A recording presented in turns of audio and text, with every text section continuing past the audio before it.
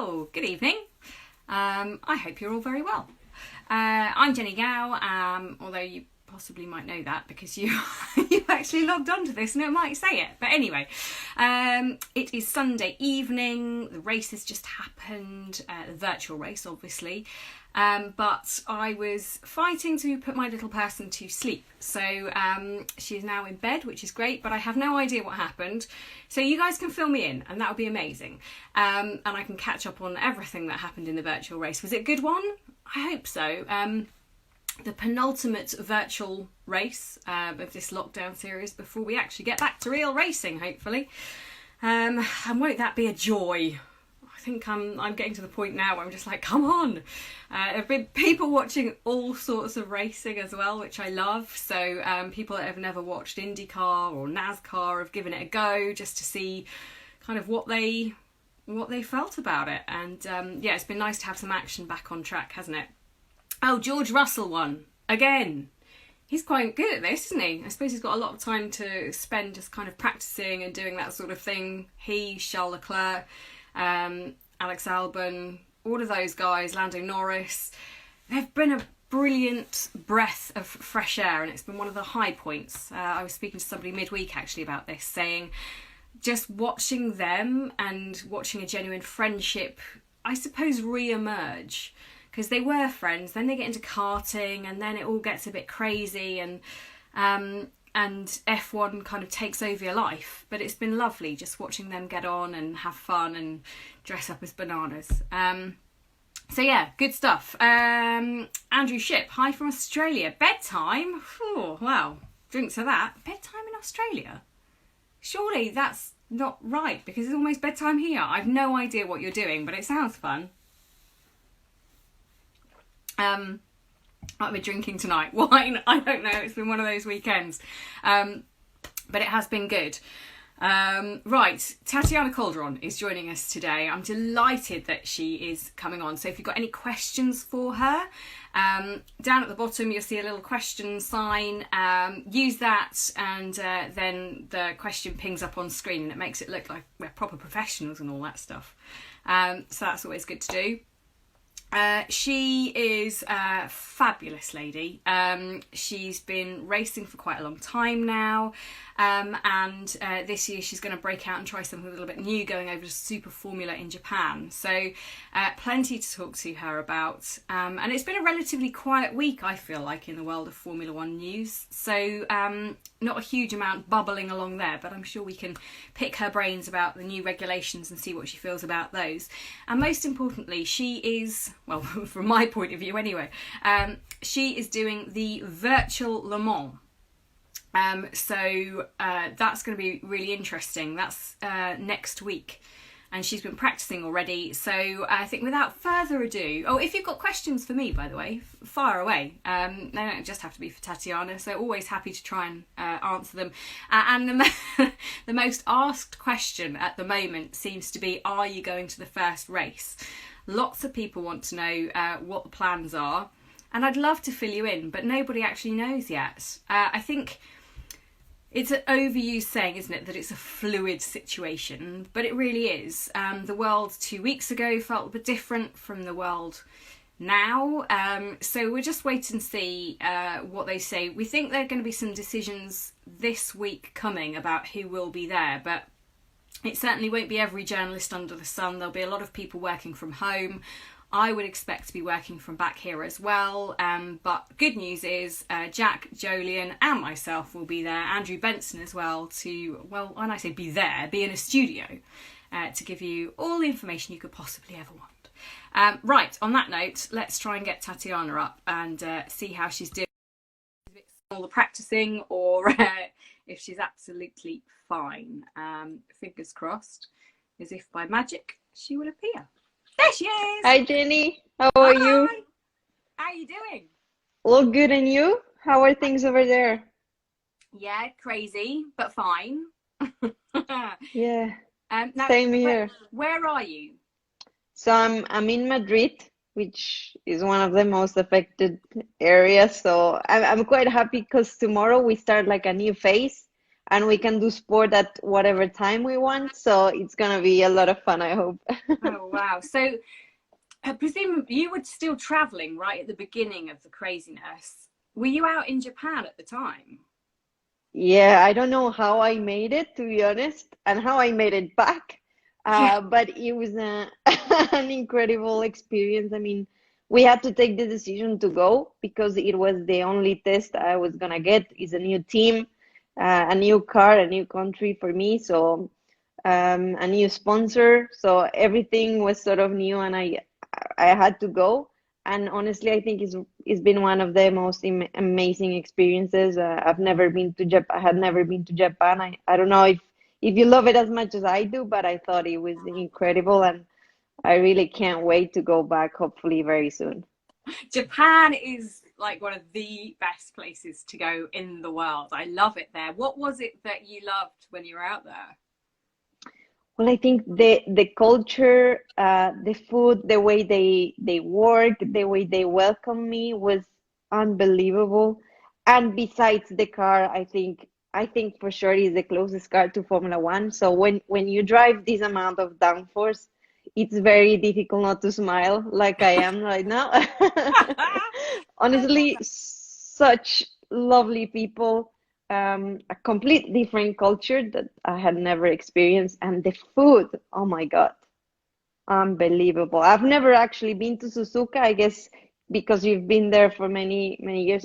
We went to Fuji, but it was a very nice atmosphere and the landscape. So I'm really looking forward to get back there. Oh, amazing. Yeah, I love it out there. Suzuka is one of my favorite places to go. And it's nice to go somewhere that's totally different. Like the language is different, as you say, the culture, the food, everything. Sometimes you've got no idea what you've ordered. And you just look at the food and go, well, I'll give it a go. I love that. So you did get back, which is the best thing. But how difficult has it been life in Madrid for you? Yeah, I mean, we made it back because we had to even call the embassy to find out because we had all these flights got canceled, and they told us like there's one flight leaving and there's nothing in the next month, so you better get in in that flight. No pressure. No pressure. So we took it. Actually, it was like nobody in the airport. One flight arrived to Madrid. We had even to take two different taxis with my sister because there was only one person allowed per taxi Oh, because wow. of the bad situation here. And then we did our like quarantine.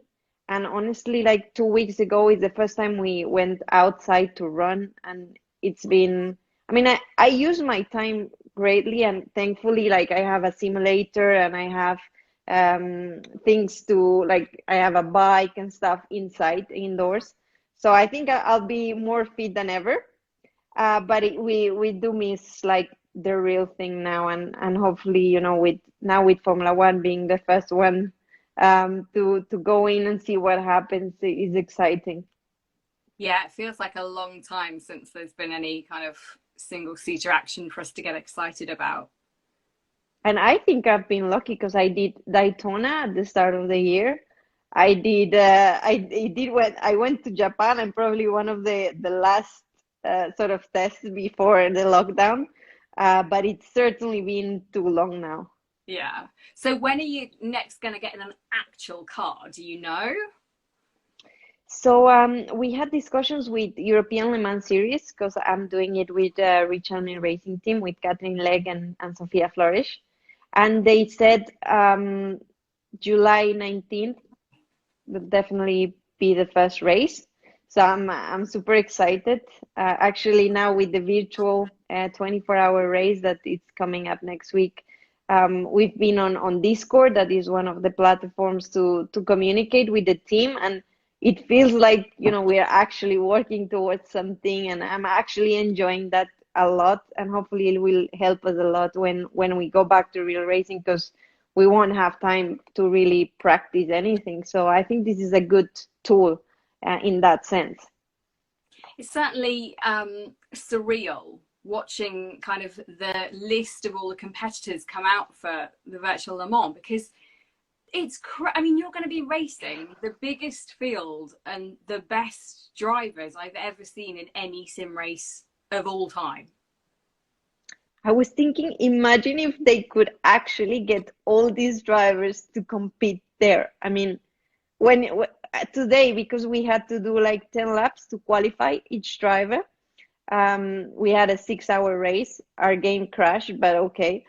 We did the laps and everything. And then you see like, okay, the car ahead is Jenson Button, or Fernando Alonso. So it's Juan Pablo Montoya. It's incredible. I think that's one of the good things that this quarantine and sim racing has brought, and is to really be able to compete with such names. I've also competed in the All-Star Rocket races, and you see Bruno Spengler and multiple champions of anything doing the same as you with the same setup. So it's actually quite nice to get the opportunity to do that. It's strange though, there still don't seem to be that many females even just doing sim racing. There's nothing, apart from the fact that it's, you're sitting in a room on your own for a lot of the time, there's nothing to stop females from competing on a totally equal level in sim racing, is there? Yeah, sadly, that's the case. And I'm in the FIA Women in Motorsport Commission, and certainly, now that times have changed, and this we're gonna have to, like, these events of there to be different as well. We need to be able to do it probably like more online as well. And I think this would be a great first step to also bring more interest. Now esports is gonna become so much bigger, and I think it's a start where I think as females we don't want to be looked around while we are practicing, or we don't want to be judged, and sometimes we like to do things on our own, and I think this is a great step towards that. So I think we've been discussing this with the commission, and hopefully there'll be news and some new stuff coming for online platforms, and to bring more girls into racing as well. Oh, that would be amazing. I mean, how important is that side of what you do to you, and bringing on another generation of future generations into motorsport? I think it's, for me, it's like what I can give back to the sport that has given me so much, and that I believe we can do such a good job, and that there are so many talented women that would do a mega job here, that I want to sort of give that back. And I think sometimes we haven't been giving the same opportunities, maybe, than like to start at the same point as a guy is quite complex today even. And there have been steps in the right direction, but we're still a bit far. And I don't want this knowledge, that all that I have experienced, to die there. I want to sort of try and help the next generation to get in, because for example, there's so many things that I can share with, like the way I have to sit in a car, because we have different measurements. Like we have longer arms, and our feet are smaller, and there are some really small details that you need to do to be able to go quick, and to not be stopped by like a physical strength. And this I want to share, so that more girls can get into Formula 3, into Formula 2, which is the most physical part of the racing. So I hope that through the commission as well, we can continue to do that work, and hopefully have more and more join us in the future. When you think about what you're going to do this year and going across to Super Formula, do you think that's, as you said, going to be potentially your toughest test yet? Oh yeah, without a doubt. Honestly, wow, what a car! The team, it's new in Super Formula. I have no teammate. It's the first time I drive Yokohama tires. Still, like, everyone in the team does not speak English, so Okay, I that's mean, pretty tough. The radio communication was like really strange. Very funny at times as well. But so it's gonna be very tough. You have the Red Bull juniors joining there. A lot of people with so much experience, Kobayashi and Nakajima, so 24-hour winners, podiums in Formula One. So I think it's gonna be much tougher than F2, to be honest. So I've been preparing this neck quite a lot during quarantine. I suppose that's in the bonus. Big neck muscles, lots of quarantine time to spend. What are your best exercises for building up those neck muscles? Well, actually, since 2 years, I bought a machine with lots of weights, and I just sit there, and there's something I have to push here, and you just add weight, and I change the sides, and this I've been doing so much. I've never been so long in my house, so I feel like it has grown quite a lot. So I'm quite happy, and I'm looking forward to test and see if I need to sell the machine next time or if it's actually working. You haven't done a measurement to make sure it's like grown. I did the second week, but I haven't done now. So that's the next thing I'm gonna do once we finish. Okay, I'm desperate to get a tape measure out and start measuring you for some reason. Who knows? So Tatiana, take me way back to the beginning. How and why did you want to get into racing? And you grew up in Colombia. Your father was into cars as well, wasn't he? He loves cars, and he was a Kia dealer. He never had the chance to race, but he's in love with any type of racing. So he was easy to convince. My mom was a little bit harder, to be honest.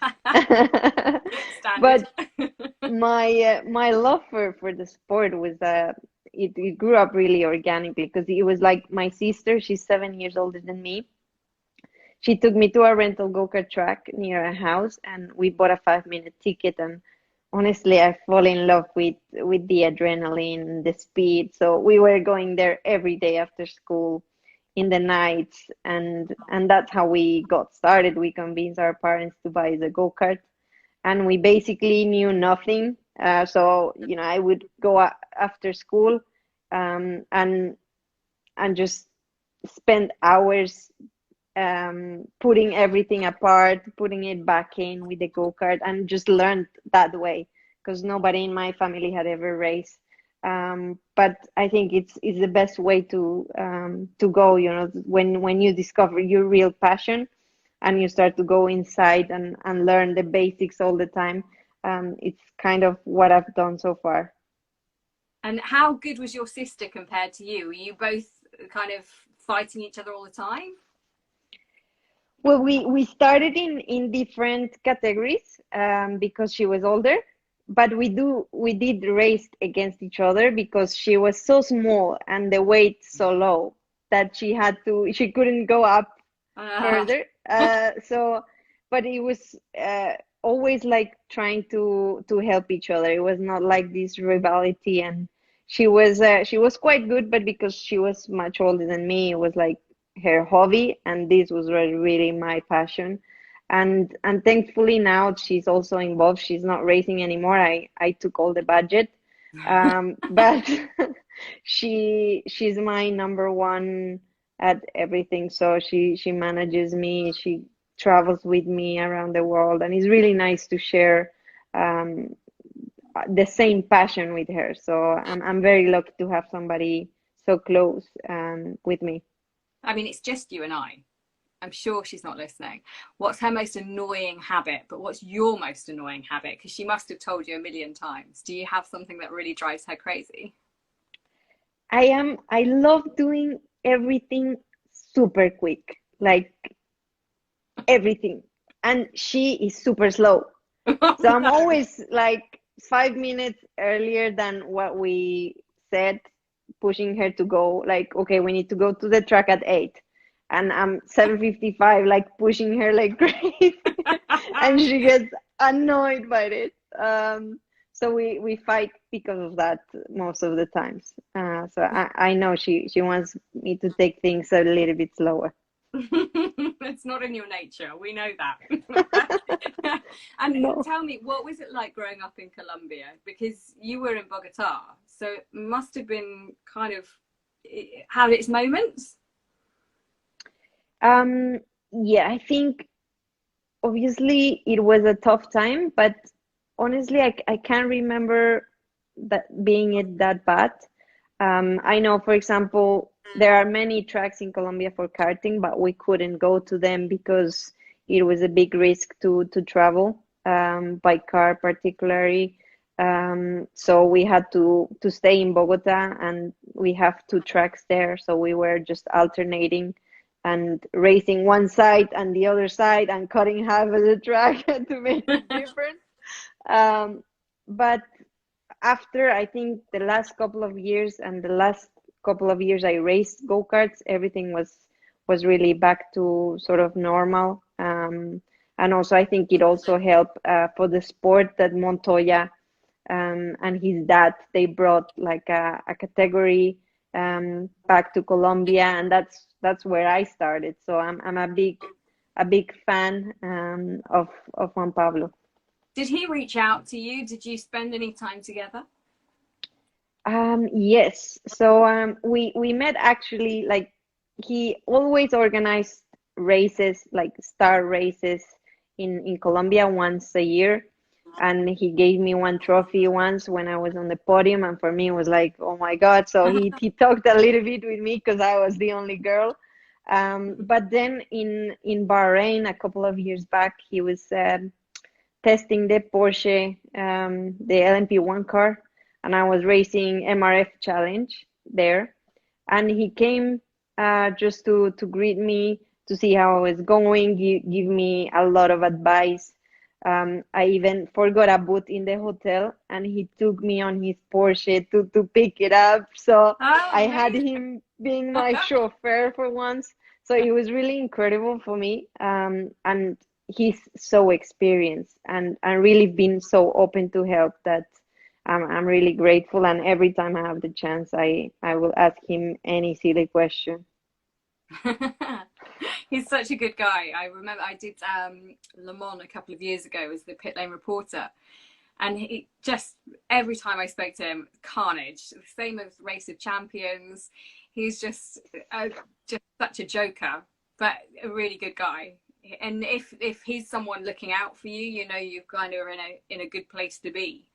Who do you go to for advice? I mean, you and your sister obviously talk a lot, but when you're thinking, okay, what do I do with regards to going to Japan this year? Who makes those decisions with you? Well, honestly, we try to ask as much as we can because I think you can always learn from everyone's perspective. And I've been lucky to be involved with Alfa Romeo Racing. So with Fred, we would ask him. I would ask Susie because she has also helped me a lot in my career. From Telmex as well is something we've always discussed, but at the end um, it's a family decision. It always has been. We take all the advices, but what we take the decisions sometimes they are wrong. Sometimes they're great. But I think we've always tried to kept it that way. But it's nice to have the opinion of such high profile people in motorsport and that they want you to do well. So I'm very grateful for their advice. Yeah, sure, no problem. I mean, Right, how many series have you covered now that you said Race of Champions? I saw you in Formula E, Formula One, Le Mans. yeah, Um, done quite a lot. So I don't know if you can see, oh, you can't quite see. So I've got all my lanyards there. So oh yeah. yeah, there's Whoa. quite a lot. So yeah, I'm just trying to think, and that's just so I started out doing speedway, then long track speedway, then rallying, motocross, uh, I'm just trying to think. Bit of BSB very briefly, then MotoGP, and then into F1, and then Race of Champions, Formula E, Le Mans. I've never done Super Formula. Oh, there you go. There we go. And how about IndyCar or NASCAR? Or are you interested on that side of the pond? I'd love to. You know what it's like scheduling when you're looking at doing an F1 season is tough. Oh yeah. And then I had a baby, and then life becomes even more difficult to try and work out what the heck I can do and can't do. So she came to a couple of races in the first year when she was still able to just be sat in a buggy. Didn't cause too much mayhem. Like, she came to testing at Barcelona absolutely fine. I got a picture of Lewis and her, and Lewis is just like, you get this little baby, like, why am I with this baby? Why did you give her to me? But thanks. So yeah, fun times. But yeah, now she'd be a nightmare. So yeah, trying to get time and balance life, as I'm sure you find. A nice mug, by the way. I like that very much. On your honor, I thought, okay, I'm having only tea, but proper tea. I love that. Who gave you that mug? No, I bought it. Oh, perfect. I love the UK. I love that. Yeah, so life is hectic, but it's hectic for everybody trying to schedule racing. And presumably your sister has a huge part in working out what races you can actually physically combine and which different sort of races you can go to. Yeah, honestly, this year was gonna be a bit of a nightmare in terms of traveling arrangements. And I guess thanks to this, or yeah, there's some positives you have to take. And the schedule in Japan is looking like more towards the end of the year, so it won't be like so back to back going to Japan and coming back to Europe. So I think this is positive, and we'll take that. But of course, it's gonna be a super big challenge with the jet lag and just going back from totally different cars. And I think it's gonna be a great year for me. A lot of learning, because also some people underestimate endurance, I feel. But you have to be such a complete driver. You know, when they ask you to save fuel, to save tires, double steam the tires, but go flat out, and manage so many other things, that I think I'm very much looking forward to this year, and hopefully put everything that I've learned through the hard years in Formula 3 and in Formula 2 to practice and to be able to show, I think, that I can be very competitive. When do you think Super Formula is going to restart? Do you know? They are thinking end of August. Oh, okay. That's quite a way then. Yeah, exactly. So I have good time to, we have 2 races in ELMS before that. So get back to the rhythm, and I'm hoping maybe just 1 clash. So it's gonna be good, I hope. I will take some questions in a minute. I promise I'll get to them, but I just wanted to crack through some first. And when it comes to working as a trio with you, Catherine and Sophia, how is that going? How well do you actually know each other? Yeah, that's also a big challenge. Only just to make this seat, because Sophia is quite tall, Catherine is taller than me. So I think we have even to do another seat because we were not happy with our first one. But it's also something that you need to take in consideration, and people don't usually think about it. And the car has to suit the 3 of us. I think we have a similar style, so we hate understeer, which is at least good, because if one loves understeer, then we're screwed.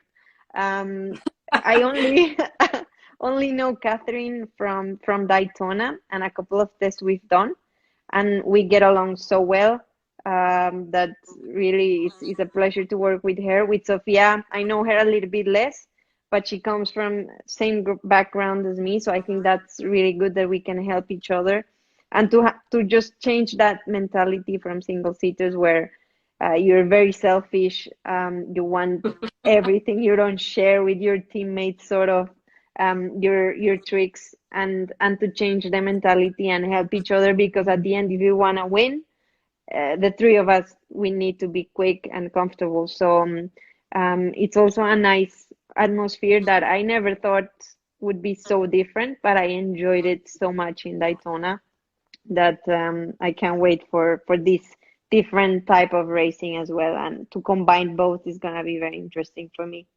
And do you mind when people inevitably come up to you, journalists, media, fans, whoever it may be, and say, "Oh, you're the all-women team"? Do you stand proud of that, or do you wish sometimes people would just say, "Yeah, we're another team of racing drivers"? I mean, you would like people to ask it different questions, and not just like, but I'm so used to that type of question of okay, the only female drivers, but we want to be that our results speak to from itself. And I think this is an amazing project, thanks to Richard Mille, that they have given us a great team. They have won 2 times Le Mans, so we are gonna get the best package out there. And I think up to date, I don't think a woman has been in the best team to be able to perform. And right now they're giving us that chance. So we are very curious to see how we get on. But really we're pushing each other as well really hard to be at our maximum and to be able to show that we can speak more than just being the center of attention because we are female, but we want to get and show those results and hopefully inspire more girls to join us. Good stuff. Love it. Right, I'm going to try and get through some questions because people have been sending quite a lot in. I'm sorry that I haven't done more yet. Right, I haven't proofed these either, so I apologise, Tatiana, if any of them are horrific, but you're used to it. You're fine. So Tracy wanted to know why you decided not to compete in W Series. So I was invited by W Series to test the car in Almeria last year. And to be honest, I was really surprised with the organization. I think it's a great platform that, everybody gets the same car, and you get one random engineer every round, and it's fair for everybody. But for me, it was like a step backwards, because the car is only a couple of seconds quicker than an F4 car. You have very little power. I'm in a different stage of my career, and to be honest, I've never really felt that I couldn't compete against the guys. And I always wanted to be in the highest level and the most competitive series because I think that's where you push yourself and you get better quicker. And when you hit the wall, and then you're like, okay, I need to find this time. You really work hard for it. So I think that's why it was not a series I was considering. Maybe in a different era or a different stage in my career, it could have been different, but it was definitely not the case now. Okay, Amit Mandalia, who is a lovely regular to our radio program and listens to Free Practice, FP1, 2, 3, you name it, as much as he can. And he's asked if you're going to have any more runs out for Alfa. Well, obviously, it's gonna be difficult this year for sure. We need to see. Of course, I would love to, and as a test driver, hopefully there'll be a chance, but it's too soon to know right now. Okay, right, let's crack through some more of these. Hang on, here we go. Another one from Amit as well, because this is a good one. Differences between F2 and Super Formula cars. And I'm going to ask you another question about this in a minute after I spoke to George Russell the other day. I'll let you answer this one first, though. Okay, I'm curious. So I think Super Formula is much lighter, has much more downforce.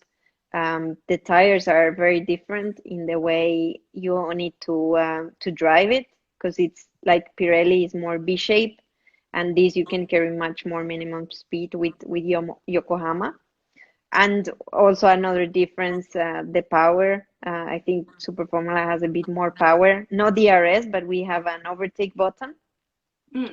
So I think it's very interesting, and you can modify more things because it's a war between Honda and Toyota. So as a driver, you're able to, like in Formula One, sort of try to demand more from the team and to look, okay, where do we need to improve? Can we change this or that? And in Formula 2 is very limited, and you don't really change the car that much because you don't have much track time. So that's probably the difference, I think. Okay, so when I spoke to George Russell, actually, it was kind of at the beginning of lockdown almost. He said the first time he got into a Formula One car to do like a proper flat out lap, he got out the car and his eyes were totally bloodshot because just the G that you're taking, the strain, it was just like the concentration that you have to have because everything moves so quickly.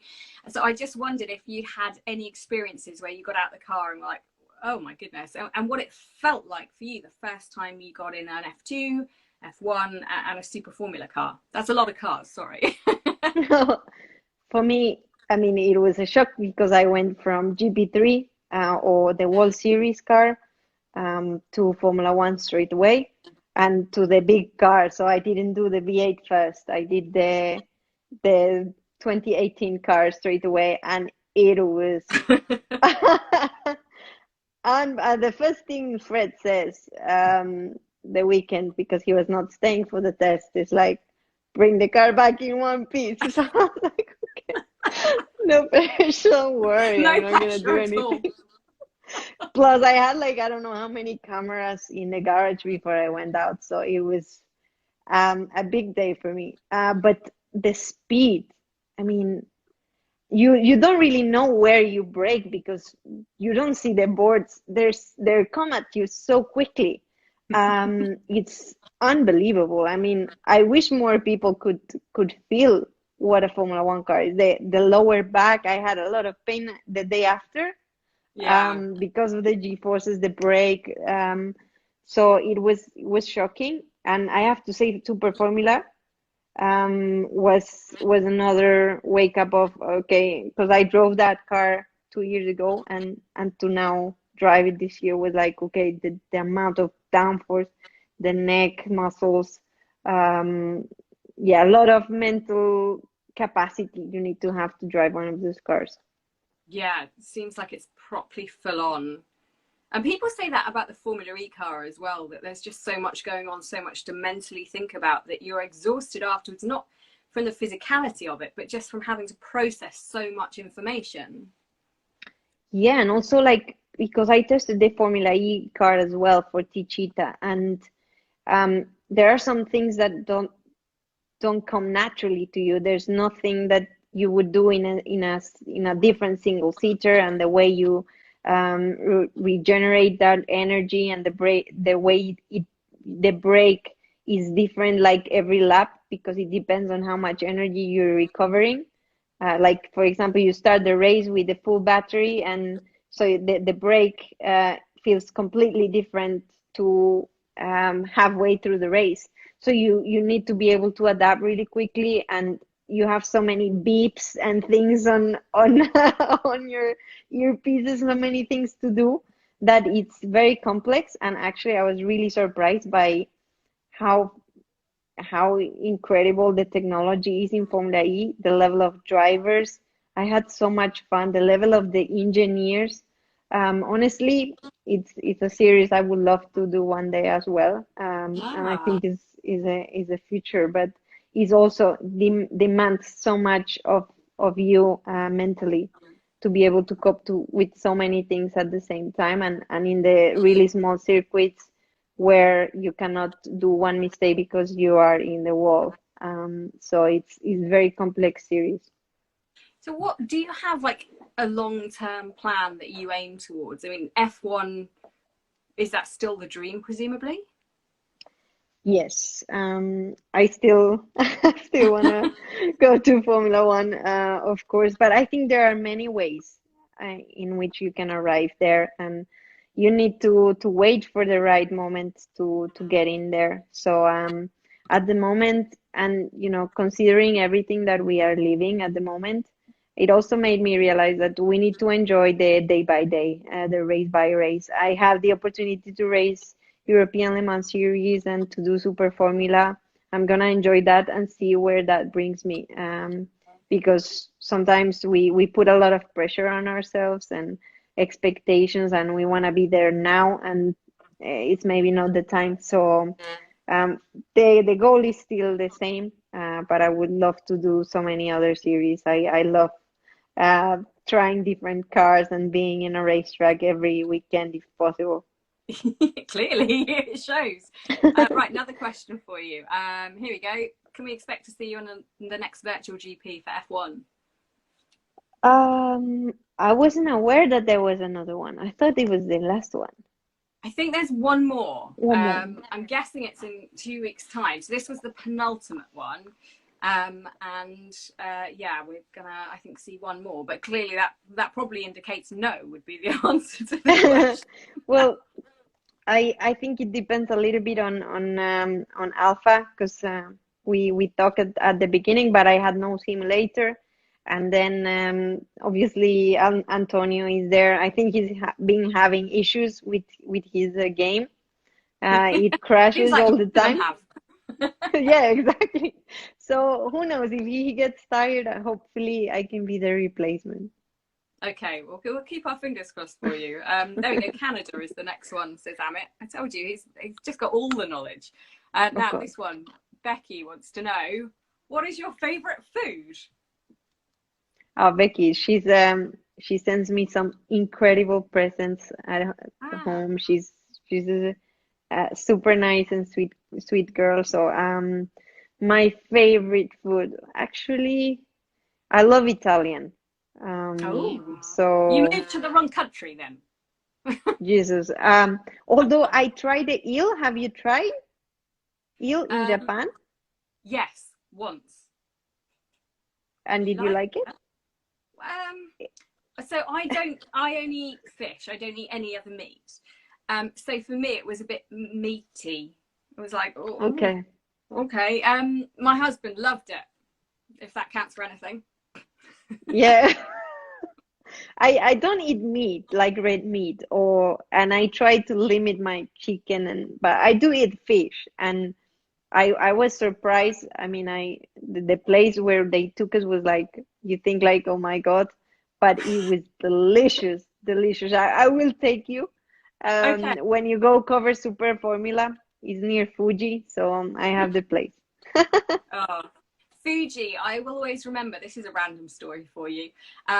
We took the train, and it stopped at the Fuji station. As we were going in between, we must have been going from Tokyo down to Suzuka, I suppose. And we were desperate for a drink, and we couldn't find one on the train. So we thought, okay, well, we can see a vending machine on the platform in Fuji. We didn't know how long the train was going to stop for, but we did have some money. So we thought, okay, let's leg it out. There were 3 of us. We sent one. Leg it out. We'll hold the doors. I don't even know if you can do that in Japan. We'll hold the doors, run to the vending machine, put money in the vending machine, get out a lemon drink that we could all share because we were gasping, run back in. Did it work? No, not at all. I mean, we didn't even get to the vending machine before we just freaked out back on the train. And we were still there for a minute, but none of us had the balls to do it. So we were just looking at this vending machine going, really thirsty. Oh so my God! Experience of Fuji. It's not the but at least story. the three lost the train, sort of. Yeah. Okay, you didn't leave somebody.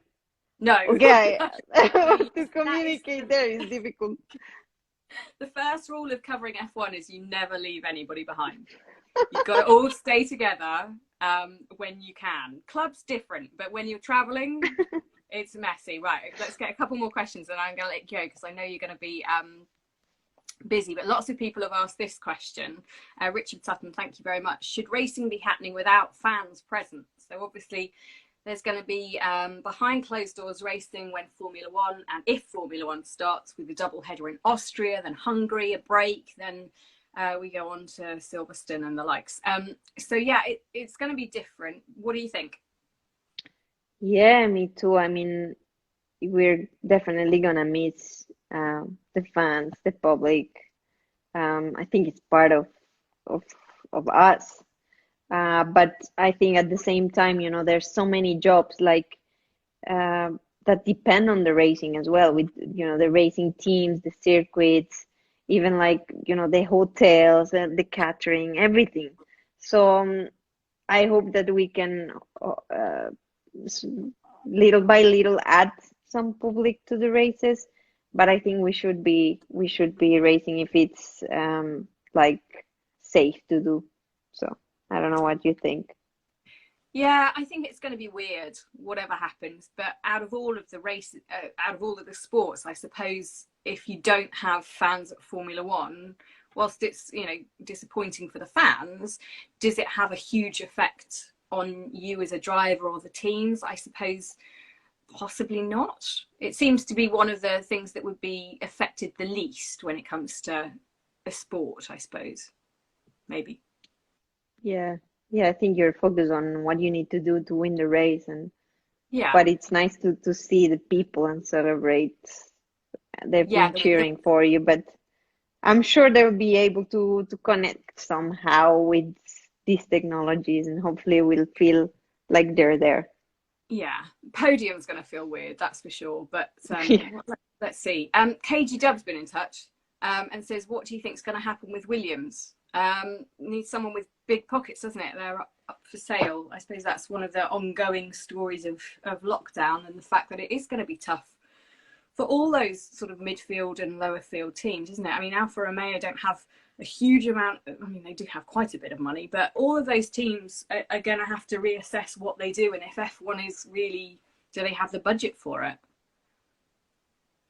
Yeah, I think sadly this is a very expensive sport, and I think that's why the budget cap, I mean, has been at least reduced and stuff. Still massive amount of money, but Yeah. I think that the sport has to go in that direction if it wants to survive. So hopefully that there'll be somebody to save such a prestigious and nice team like Williams. So hoping the best for them, and we wanna beat them fair and square as well. So let's see what happens.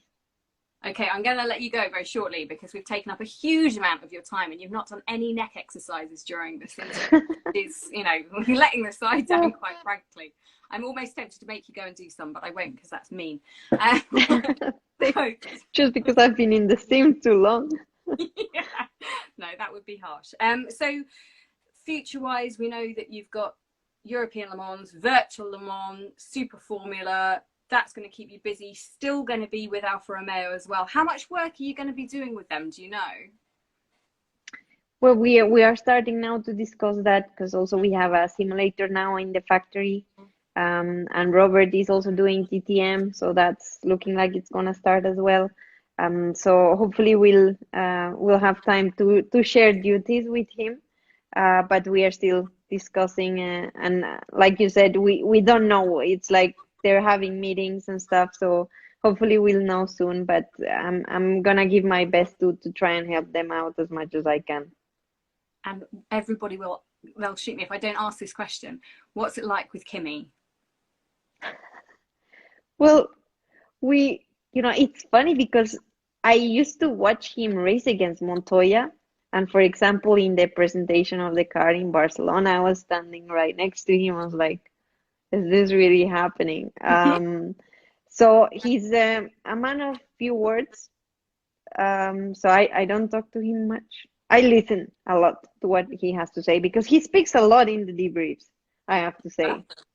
Very technical, really detailed. I mean, I know why he's so great now that I listen to it. But yeah, he certainly he likes to keep me busy with PR because he doesn't want to do that. Not a bad thing having somebody that doesn't really want to do that side of things because it means you get more headlines and more space to do all of that stuff. Maybe. It's true, it's helpful.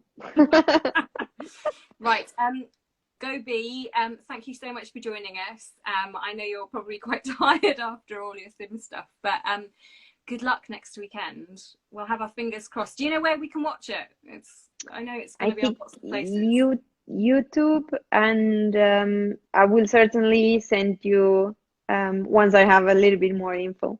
But Okay. thanks for having me, Annie. Nice to see you. Nice to see that you're doing well. And hopefully we'll see you on track very soon. Fingers crossed. I'll see you, and we'll all be cheering for you next weekend like crazy. So enjoy and be well, stay safe, and go and measure your neck. Thank you. Thanks for the reminder. Thank you and take care. Welcome. Thanks for Take watching, care. everyone. Bye bye. Bye. Now I can't leave you. Oh, lovely Tatiana. Hopefully you enjoyed that. She's fab, isn't she? Told you we'd have some fun with her, and her comments on Kimmy are always good. So that's it, another Sunday evening. I hope you've enjoyed it, and that you're fit and well and happy. And I hope, I know we're talking a lot about F1 without fans being at circuits, but I know so many of you sometimes haven't even been to a track in your entire life. So will it be different? Of course it will. Will people hopefully embrace it in a new way? Hopefully. Circuits, I think, have a big responsibility to step up and try, along with F1, to do some new stuff, some cool stuff. I'd love to see flags that you guys have done still getting to tracks and still being opposite the pit lane, because I think that's a huge part of F1. And for me, when I look out, and I'm sure for the drivers as well, seeing all those banners and stuff just kind of rippling in the breeze is always so good. But what do you reckon? So the first 3 races, we've got Austria, and obviously Hungary. Who do you think is going to be leading the championship after the first 3 rounds? I would love to hear your opinions. So you can message me on here, message me if you want on Twitter or wherever it is, Facebook, and let me know. So who do you think will be leading the championship after the first 3 rounds of Austria, Hungary, and then we get a break weekend?